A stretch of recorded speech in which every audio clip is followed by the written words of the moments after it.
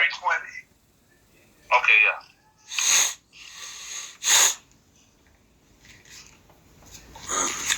Chapter 103:20 says, "Bless the Lord, Yahweh, ye his angels that excel in strength and do his commandments, hearkening unto the voice of his word." Okay, so that means the angels that sinned. Wait a minute. Is it the same angels that keep the commandments? What is this? Something's wrong here. Let's have an understanding. Because somebody read that first verse that we read, somebody read this one, they're going to get confused. They have no idea what's going on. Amen. Because it says that do his commandments. So if he said that, bless the Lord, ye angels that excel in strength, that do his commandments, meaning that they cannot not do the commandments. Amen. Amen. And see what he said, ye angels. Yes. The same angels that fell Yeah. from grace by breaking the commandment. Right. Mm-hmm. That's why when that angel breaks that commandment, he gets into the chain of darkness. Right. Reserved for judgment. But those angels that keep his commandments, excel in strength, right, that do his commandments, hearken unto the word of the voice of the Lord. Because when you look at the word hearken, it just don't mean to just hear, but hearken is as if you're already doing it, you know. Oh yes, always. Let's just look up the word hearken, and let's see how does it explain that word. So it says to perceive by ear, to hear of or concerning, to hear with attention or interest. Right. Right. To give heed, to consent. Right. To listen, to yield to. Right. See that? To obey, to be obedient. So when you obey and obedient, you're actually not going against it. Not at all. You're hearkening to it. That means you're hearing it. That means you're receiving it already. Because if you don't hearken, then you already disagree a long time. Mm-hmm. You don't you don't already, you know? Mm-hmm. Hearkening unto the voice. Hearkening unto the voice. Amen. Okay. All right. All right. Amen. All right, so let's go 103 and verse 21. Verse 20. Bless ye the Lord, all ye hosts, ye ministers of his, that do his pleasure. Right. So. What we're talking about, who we talking about? Right. All ye hosts. His angels. Right. All ye hosts, all ye ministers of his that do his pleasure. Let's just, who are we talking about here? Because we're talking about the host of angels, ministers in flesh, ministers in spirit, that do his pleasure. Right? So let's go back to one of our favorite verses, Colossians 1 and 15. Colossians 1 and 15, because remember, everybody thinks that for some reason, the Lord, he has to have a deal with Satan and ask Satan if it can be done. He says everybody does his will, you know? Okay? Let's see how powerful his will is. Okay? 1, 15, 16, 17, 18, and 19. Because remember, you can read too. Yeah. Because they do his will. His will, not their will. All the host, let's see which host are we talking about and the different places that these hosts are. And the ministers, whether it be ministers of good or ministers of evil, in whatever situation or whatever realm. Let's see. Let's see.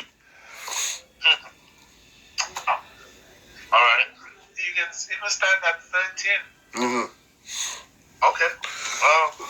Colossians chapter 1, verse 13. Who had delivered us from the power of darkness Mm-hmm. and had The chains of darkness. that's right, and had translated us into the kingdom of his dear Son, Right. Yep. In whom we have redemption through his blood, Mm-hmm. even the forgiveness of sin. The blotting out of sins. Doesn't this answer the question, the statements that we just made just now? We sure did. Right? Sure did. Right? We were chained in chains of darkness. We asked for forgiveness, and guess what? Just like it says that, he said, and had translated us into the kingdom of his dear sons. He said, no, we're not in the kingdom yet, right? But he says that even today, the kingdom suffer violence. The kingdom is just being established. It's not a full yet kingdom until the Lord comes and put his stamp on it, right? That's right. But the temple, the tabernacle of David is being what? Is being built right now, right? This So- is the book of the Israelites, right, brother? That's right. So when it says translated us, it didn't say them, did it? No. Not at all. Not Yeah. at all. Right. All right. Okay? In whom we have redemption through his blood, through his sacrifice, man. Okay? We have it. Right. That's right. Right. So, I'm sorry to have cut you off there, Brother Micah, but No, you're good. You're good, brother. For 15. Right? mhm. Yes. All right. Who is the image? All right. Verse 15. Who is the image of the invisible God? Can we stop there for a second? That's right. Because the image of the invisible God, we're talking about Yahweh Shai himself. Mm-hmm. That's why he said Not only did he come in a spiritual representation of the invisible power, Yahweh, but he came in a physical representation, right. the image. Yeah, image, yep. And that's one of the other stuff that we have to say. What kind of power you serving? What does he look like? Right. Because if you forget about the image, how important, who is in the image of the invisible power? Right. You know, the firstborn of every creature. Right. And the word image represents both spiritual and physical aspects. Right. That's right. You know? Yeah. they basically saying he looks like his father. Exactly. Right. He looks Like his father and does- all things. everything like him. Exactly. That's right. Right. Because he came and he looks just like his father in a sense. And he what it says next, the firstborn of every creature. You understand? The firstborn of every creature. Right. Every. Right. For by him were all things created that are in heaven, that are in heaven and that are in earth, visible and invisible, whether they be thrones or dominions or principalities or powers, all things were created by him and for him. Amen. So he Amen. created all those things. I was shy. Right. So now, when we go back to the original Psalms 103 and 21, does that explain that that all of these things in those dominions and principalities and realm obey His will? His will. Amen. It was created by Him and for Him, so they can't disobey Him. It's not possible. Somebody who is wicked, who think that I don't like God. No, the Most High made you not like Him. That's right. You're supposed to not like Him because you're wicked. You're gonna be wicked because you reserve for fire that great day. Yes, the judgment. That's right. That's it. That's the character that was presented in the play. That's it. You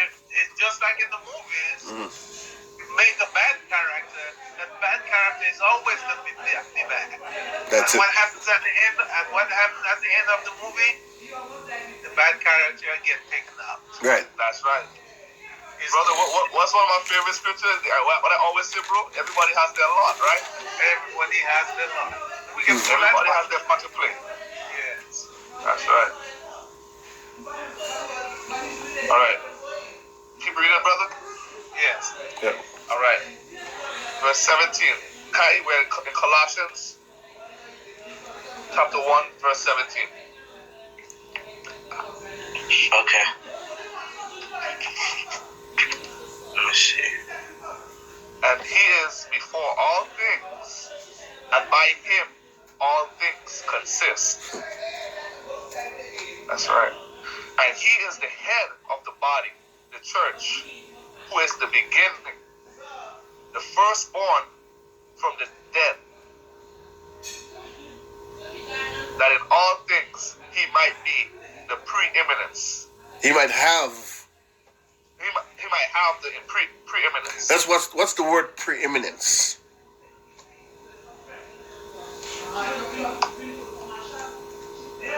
Black tools up here. Well, the powerful scriptures, huh? Yes. No, there's nothing. We go over these all the time, but there's so much meat in there, and this is coming from the previous.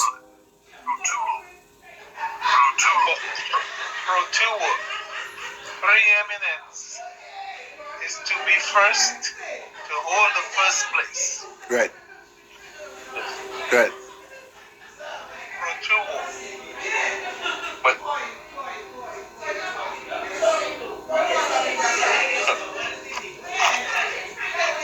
Now let's. Don't let it go ahead and reread that verse. Yeah. I was gonna just say the firstborn from the dead. That's right. You see what it's basically He's first in everything.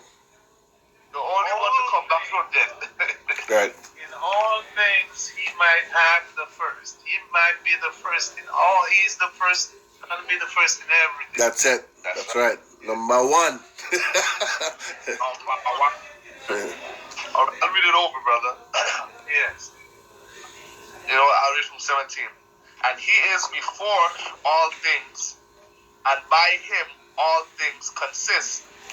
And he is the head of the body, the church, who is the beginning, the firstborn from the dead, that in all things he might have preeminence. Right. He might have the first thing.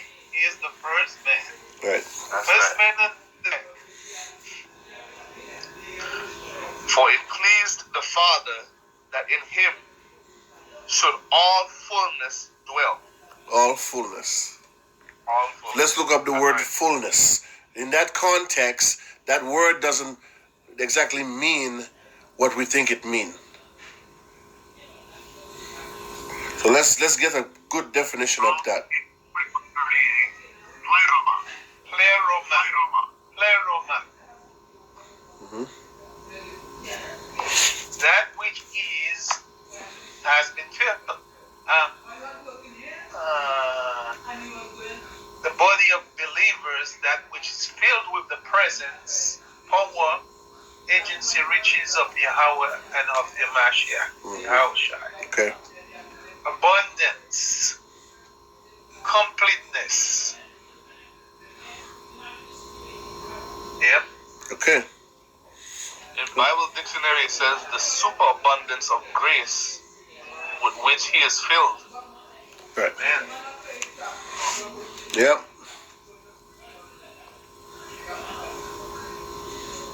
The abundance of grace, completeness. Yep. Appointed. For it pleased the Father that in him should all fullness dwell. Everything, the entirety, completeness, abundance, everything. Right. All right. You want me to keep reading, brother? Yes. All right.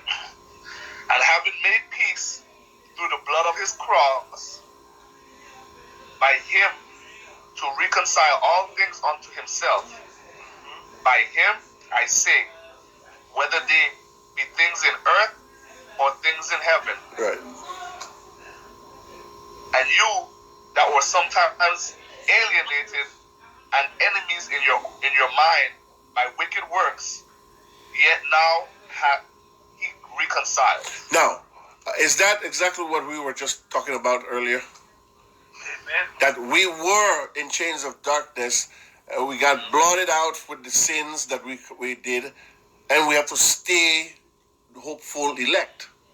For us to stay in the good graces, you don't want to know the truth and then fall away from it and be like, I don't believe that shit no more, because it would be worse for you for actually knowing it and then falling away. It's better that you didn't even know. You're like, man, just imagine Mackay.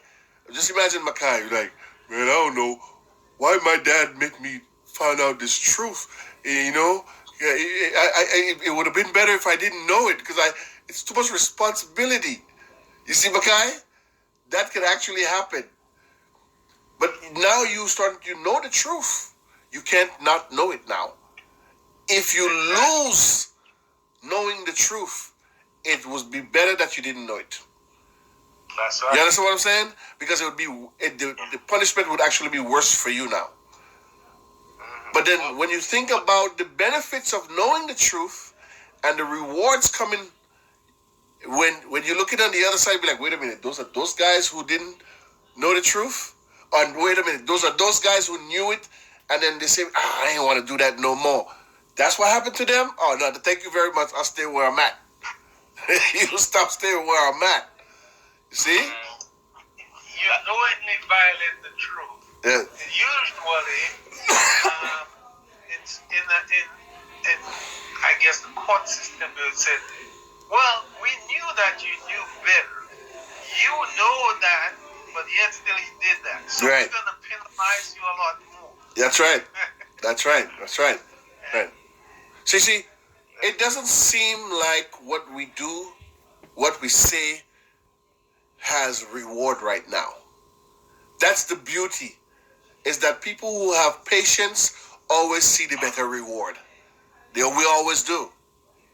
We wait and we watch, and it's so satisfied when we see that we was right. And everybody, they're running around with their heads cut off like they don't know where to turn, because they realize now that they were wrong all along. Now, when you're wrong, it's too late now to change your mind. Because you should have known better earlier. That's why the Lord says, seek ye early while he may be found, before the evil days come nigh. And what's the evil days? That's fire, judgment. So it's better you hold on to what you know and love it now and sacrifice whatever you have to sacrifice to keep it than to lose it. Just like it says in Luke 9:62, it says, and Yahushua said unto him, no man having put his hand to the plow and looking back is fit for the kingdom of Yahweh. That's right. That's right. That's right. Right. Now, let's go back to Psalms 103, verse 22, because that actually is going to now even back up what we just read a little earlier, right? So, Psalms 102, verse 22. 102 or 103? 103, I'm sorry. 103 and 22.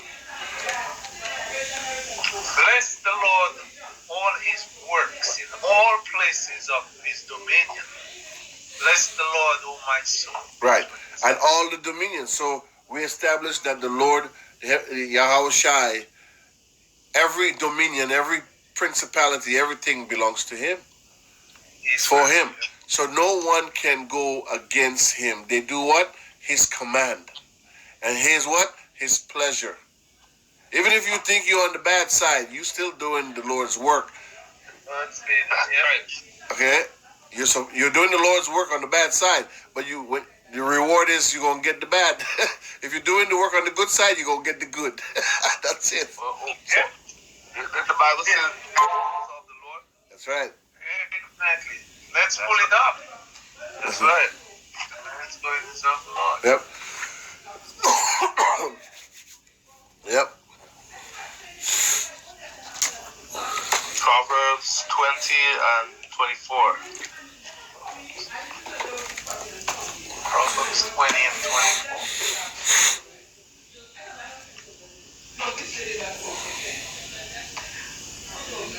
No?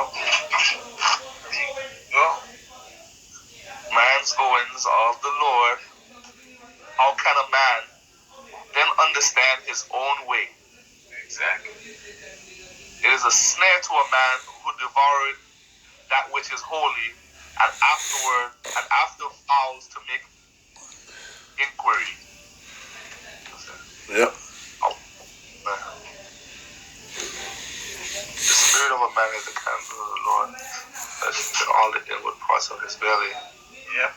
But the main part of it is Yeah. a man going Yep. of the Lord. How can man then understand his ways?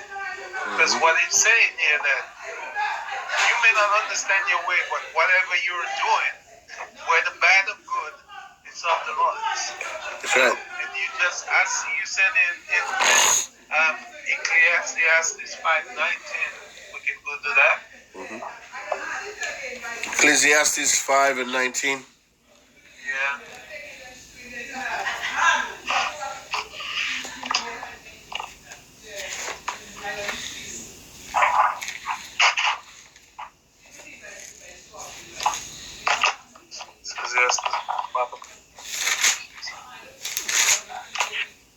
Okay.